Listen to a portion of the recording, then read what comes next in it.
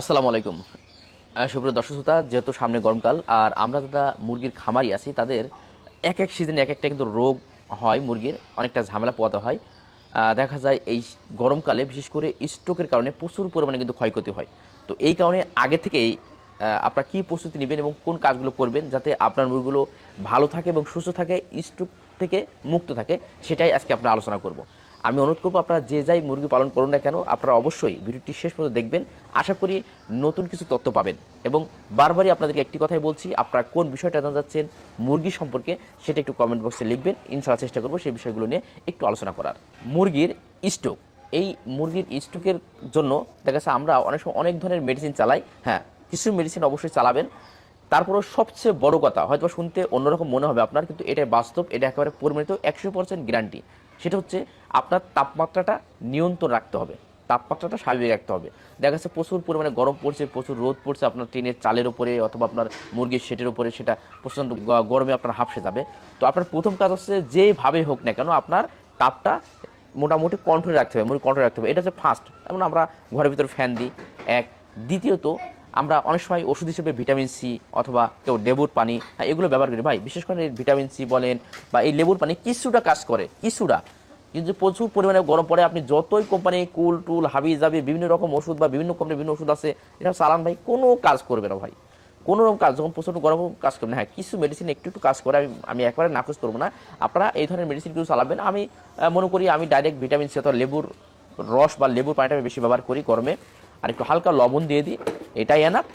আর পানি কিছু প্রয়োজন হয় না। এবার আপনার আরেকটা কাজ করতে হবে, আমি সবচেয়ে বেশি যেটা জোর দিই সেটা হচ্ছে আপনার তাপটা নিয়ন্ত্রণ। হ্যাঁ, ফ্যান তো চলবে 100%।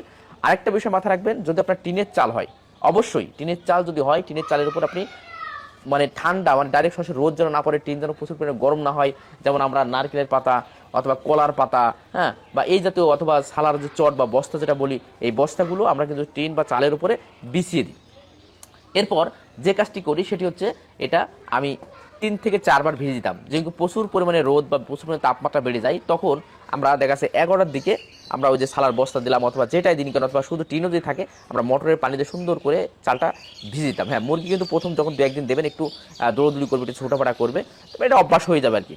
তো 11টার দিকে আমি এটা দিতাম একবার। এরপরে 12:30টার দিকে আমি সেম আবার কিন্তু চালটা ঠান্ডা করে দিতাম। কারণ আপনি যখন একবার পানি দিবেন, চালটা কিন্তু ঠান্ডা হয়ে গেলে, একটু বেশি করে সুন্দর পানি দেবেন, চালটা ঠান্ডা হয়ে গেল, ওই চালটা কিন্তু আবার গরম হবে, তারপরে কিন্তু হিটটা নিচের দিকে আসবে। তো তারাই কিন্তু একটু মোটামুটি সময় লাগে। তো আবার দেবেন, তো মুরগি আলহামদুলিল্লাহ ভালো থাকবে। এরপরে আপনি আবার 3টার দিকে একবার দেবেন, দেখবেন আলহামদুলিল্লাহ মুরগি একটাও কাটা যাবে না। আবার যদি একটু অতিরিক্ত গরম হয় 4টার দিকে একবার দেবেন। এই 3 বার অথবা 4 বার, যদি হালকা গরম হয় 3 বার দিলেন, 11টা 11:30টার দিকে একবার দিলেন, 1টা 2টার দিকে একবার দিলেন, 3টার দিকে একবার দিয়ে দিলেন। এই হচ্ছে মেন কাজ। এই কাজটা করবেন, আলহামদুলিল্লাহ খুবই কাজ করবে। এবং আরেকটা কথা বলে কি, অতিরিক্ত গরমের সময় একটু খাবার, অর্থাৎ দুপুরবেলাটা খাবার একটু কম দেবেন আপনার মুরগিকে। খাবার কম খাবেন, সে যে মুরগি হোক না কারণ দুপুরবেলা অল্প কোনো রকম হালকা পাতলা থাকবে, যাতে মুরগি মাঝে মাঝে ঠোকাঠুকি করে বা একটু খাওয়া দাওয়া করে। না থাকলে ভালো হয়, আমরা যদি খাবার থাকতো সেটা কিন্তু দড়িতে উঁচু করে বেঁধে দিতাম, যাতে করে খাবারটা সে না খেতে পারে। অর্থাৎ 12টা থেকে একবারে 3টে পর্যন্ত কিন্তু আমরা এই খাবারটা বন্ধ রাখতে হবে। 3:30 4টে যখন পরে রোদ যখন একটু নরম হয় বা তাপমাত্রা একটু যখন কম হয়, তখন আমি চালের মতো পানি আগে দিতাম। নাহলে আবার কিন্তু ওই যে মুরগি যখনই আপনি খাবার দেবেন ওই গরমে দৌড়দৌড়ি করে আবার কিন্তু সমস্যা হয়ে যাবে। চালে পানি দেওয়ার পর চালটা যখন ঠান্ডা হবে, মুরগি শরীর যখন ঠান্ডা হবে, এরপর আমি খাবার সমস্ত একটা লাভিয়ে দিতাম।